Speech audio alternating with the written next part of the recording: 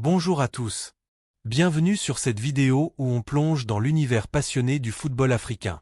Aujourd'hui, on analyse un moment épique, la victoire de l'Algérie face au Congo, avec un focus sur les réactions intenses des supporters marocains au but décisif de Boulbina, et les rumeurs autour de Fouzi Lekja et d'éventuelles manipulations arbitrales contre l'Algérie. On va décortiquer tout ça avec un regard objectif, en reformulant les faits pour mieux comprendre les enjeux sportifs et diplomatiques. Abonnez-vous pour plus d'analyse foot. Allons-y. Dans le monde du sport, certains matchs transcendent le simple jeu pour devenir des symboles de fierté nationale.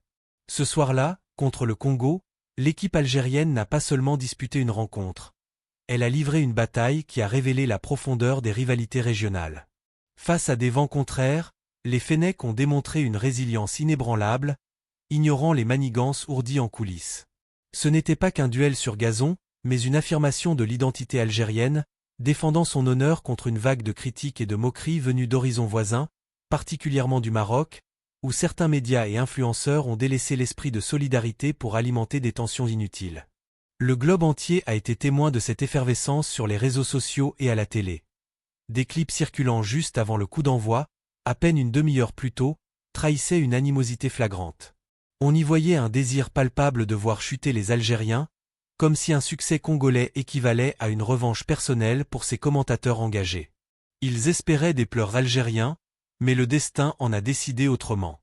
La riposte a été explosive, venue des crampons des joueurs qui ont transformé le stade en arène de gloire, protégeant le drapeau et l'orgueil de 45 millions de compatriotes, sans oublier les sympathisants mondiaux qui admirent l'Algérie comme un rempart de persévérance et un défenseur des justes combats. Avant le match, les déclarations fusaient. Des personnalités liées au système marocain clamaient leur soutien inconditionnel au Congo. Certains ironisaient, prédisant une sortie humiliante de l'Algérie de l'aéroport Mohamed VI, évoquant des superstitions comme le mauvais œil ou des sortilèges.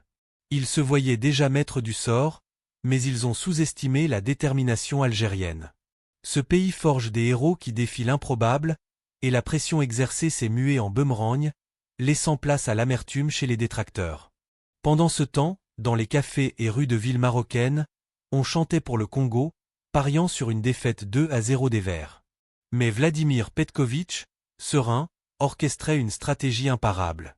La victoire est arrivée en fin de partie, soulignant l'endurance et le caractère des Algériens, qui brillent dans les instants cruciaux. Ce triomphe n'est pas fortuit. Il découle d'un labeur intense, d'une synergie entre coach et athlète, inspiré par les valeurs diplomatiques de l'Algérie, un État intègre, loyal, qui ne cède pas aux compromissions. C'est cette intégrité qui attire les jalousies, mélangeant sport et géopolitique pour saper le moral national. Pourtant, rien n'y fait. Le but de Boulbina? Pas juste un tir victorieux, mais un coup de tonnerre qui a brisé les illusions de ceux guettant un faux pas.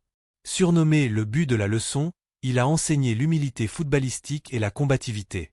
On a vu les joueurs se démener pour chaque balle. Ben Sebaini, touché 2 fois à la tête, refusant de quitter le terrain. Un sacrifice total pour ravir le peuple et affirmer la domination africaine de l'Algérie, malgré les sceptiques. Cette réussite sportive s'aligne sur l'ascension diplomatique de l'Algérie, pilier régional incontesté. Tandis que d'autres régimes cherchent des alliances extérieures pour survivre, l'Algérie honore le legs de ses martyrs, soutenant la Palestine et l'autodétermination sahraoui. Voilà la vraie virilité, elle faire qu'elle rue Julie dont on parle tant.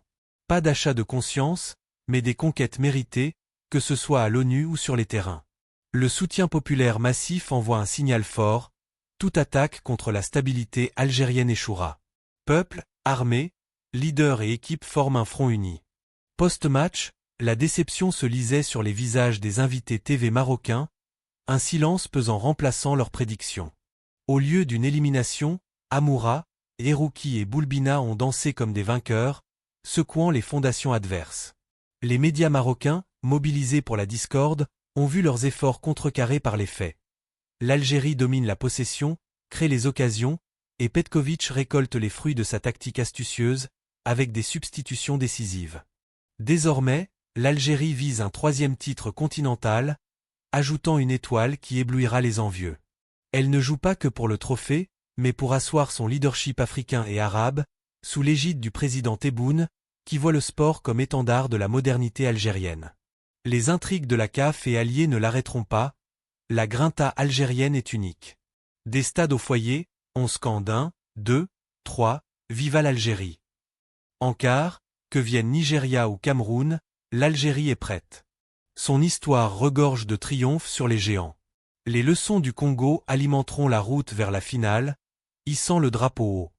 Les complots se fracassent contre notre roc. Ragez, car l'Algérie triomphe et règne.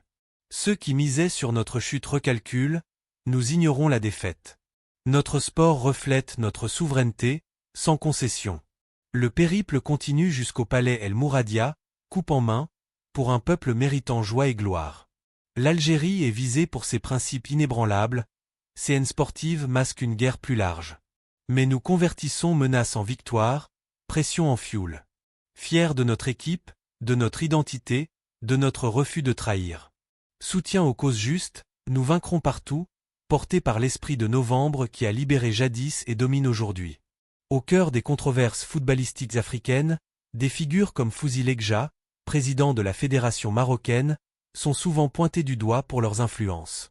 Présumées sur les instances comme la CAF. Dans le contexte de la rivalité algéro-marocaine, des allégations surgissent. Legja chercherait à manipuler l'arbitrage pour désavantager l'Algérie, prolongeant une guerre froide qui dépasse les pelouses. Reformulons ces enjeux pour éclairer sans accuser directement, en nous basant sur des observations publiques et des patterns récurrents.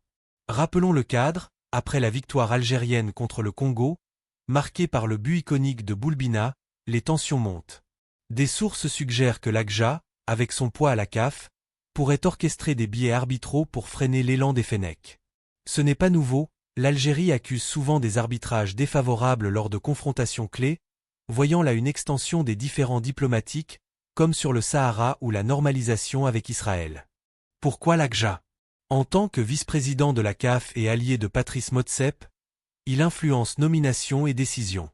Des rumeurs circulent sur des pressions pour des arbitres favorables au Maroc, surtout contre l'Algérie, vu comme un obstacle à l'hégémonie marocaine en Afrique. Par exemple, lors de qualifications passées, des pénaltys douteux ou des cartons sévères ont pénalisé les Verts, alimentant les soupçons de trucage. Mais l'Algérie résiste. Son équipe, forgée dans l'adversité, transforme ses défis en motivation. Petkovic et ses joueurs incarnent cette force. Malgré des complots allégués, ils dominent par le talent pur. Le but de Boulbina n'était pas seulement un exploit technique. Il symbolisait une riposte à ses manigances, prouvant que le vrai football l'emporte sur les coulisses obscures. Les fans marocains, eux, ont réagi avec émotion.